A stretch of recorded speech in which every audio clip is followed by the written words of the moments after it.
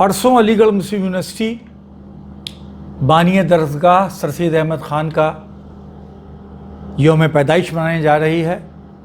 मुस्लिम university नहीं, दुनिया के तकरीबन 100 से ज़्यादा मुल्कों में या उससे भी ज़्यादा मुल्कों में सर सैयद डे मनाया जाएगा और ये तकरीबन 1 महीने से 1.5 महीने तक चलती रहेंगी। यानी 17 अक्टूबर से जो चीज़ शुरू होगी सर सैयद अलैहिर्रहमा का सेलिब्रेशन, वो इंशाअल्लाह दिसंबर के आखिर तक जाएगा।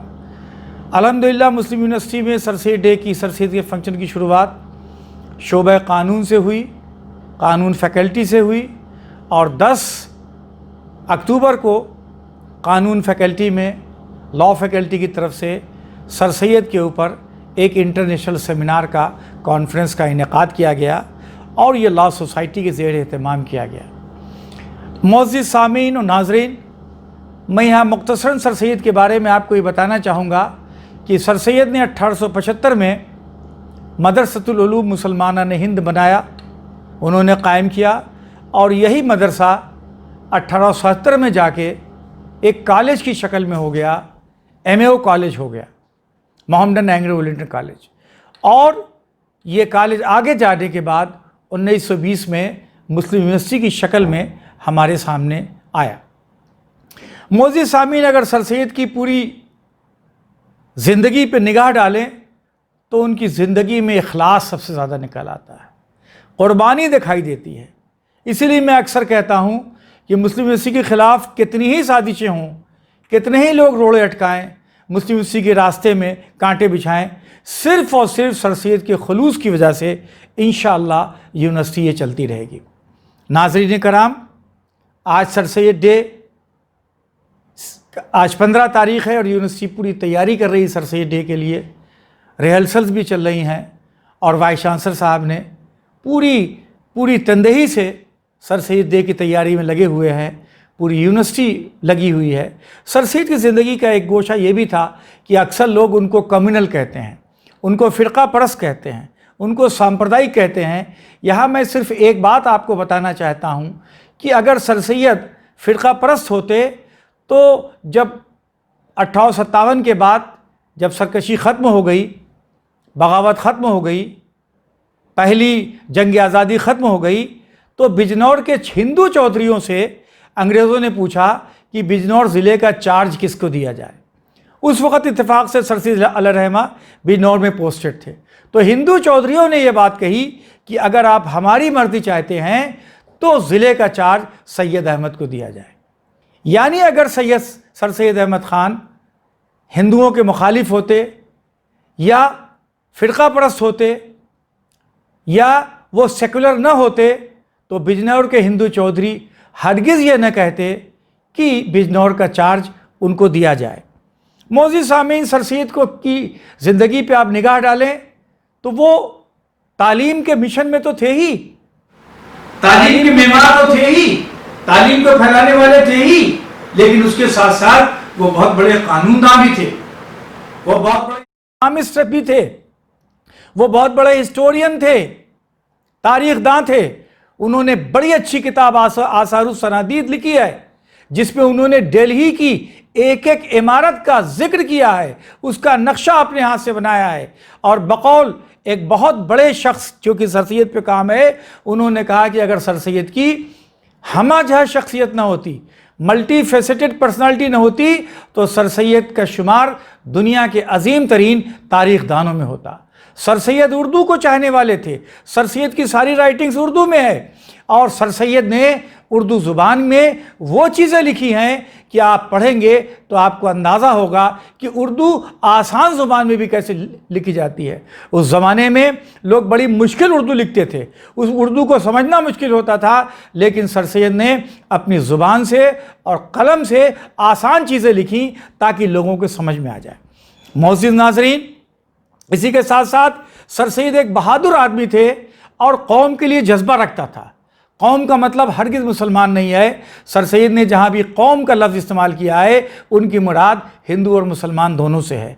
तो सर सैयद कौमी जज्बा रखते थे और इसीलिए जब सर सैयद ने देखा कि अंग्रेज़ 1857 की गदर की सारी जिम्मेदारी مسلمانوں پہ ڈال رہے ہیں، یا یوں کہہ لیجئے کہ ہندوستانیوں پہ ڈال رہے ہیں جس میں ہندو بھی تھے، لیکن بڑی تعداد میں چونکہ مسلمان حکومت میں تھے، حکومت پیش تھے، اس لیے انگریز مسلمانوں کو اپنا دشمن سمجھتے تھے۔ اور بقول کئی رائٹرز کے، سر سید احمد خان کے، کہ اگر کسی کو ایک کانٹا بھی چبھتا تو وہ یہی کہتا کہ یہ کانٹے کا پیڑ ضرور سے مسلمانوں نے لگایا ہے۔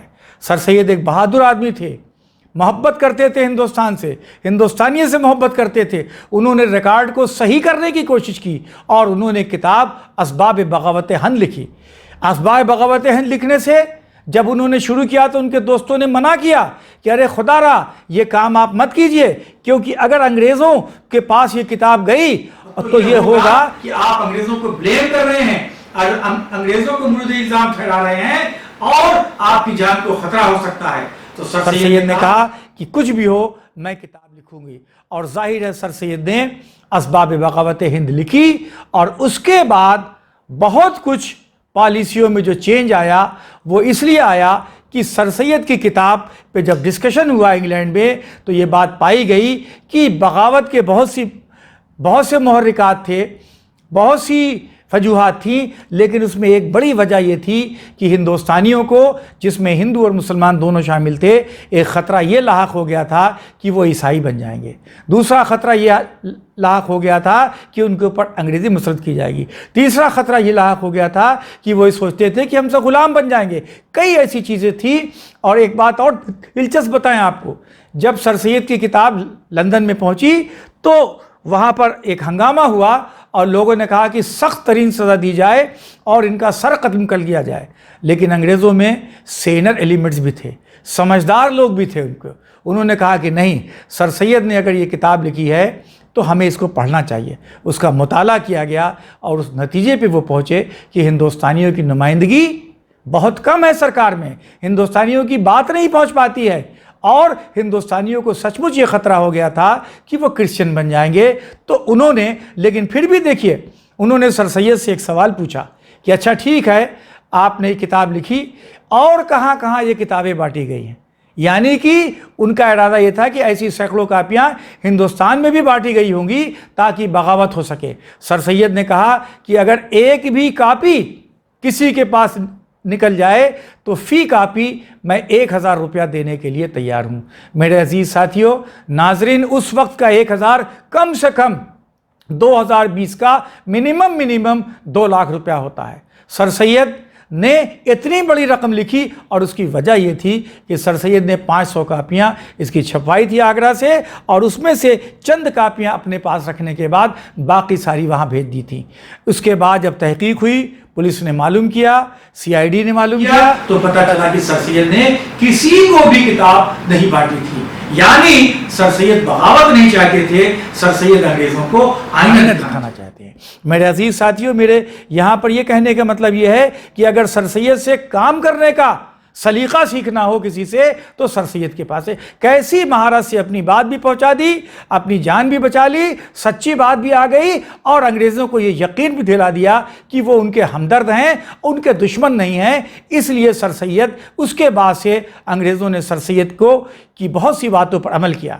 کیونکہ میں لا فیکلٹی کا ڈین ہوں، شعبہ قانون کا ڈین ہوں، لا کے بارے میں بتانا چاہتا ہوں کہ سر سید بہت بڑے قانون کے جاننے والے تھے، قانون داں تھے۔ انہی کی ایما پہ قاضی ایکٹ پاس ہوا، انہی کے کہنے سے چیچک کا ٹیکہ کا قانون پاس کیا برٹشرز نے۔ جیسے آج پولیو کے اوپر اربوں خربوں ڈالر خرچ ہوتا ہے، سر سید کے زمانے میں سر سید نے انگریزوں کو کنوینس کیا کہ ہندوستان میں چیچک کا ٹیکہ لگنا بہت ضروری ہے۔ تو سر سید نے چیچک کا ٹیکہ یہاں پہ لگوایا لوگوں کو، اور پورے ظاہر ہے کہ ٹیکہ ہندو کو بھی لگا، مسلمان کو بھی لگا، پنجابی کو بھی لگا، سکھ کو بھی لگا، کرسچنز کو بھی لگا۔ تو یعنی یہ کہنا کہ سر سید صرف مسلمانوں کے ہتیچی تھے، مسلمانوں کو چاہتے تھے، مسلم ذہن میں تھا، یہ بالکل مناسب بات نہیں ہے۔ ایک دو بات چھوٹی چھوٹی اور کہہ کے جانا چاہوں گا کہ سر سید نے ایم اے او کالج بنانے کے لیے بہت قربانیاں دیں، چندہ کیا لوگوں سے، پیسہ مانگا، اور جگہ جگہ پہ انہوں نے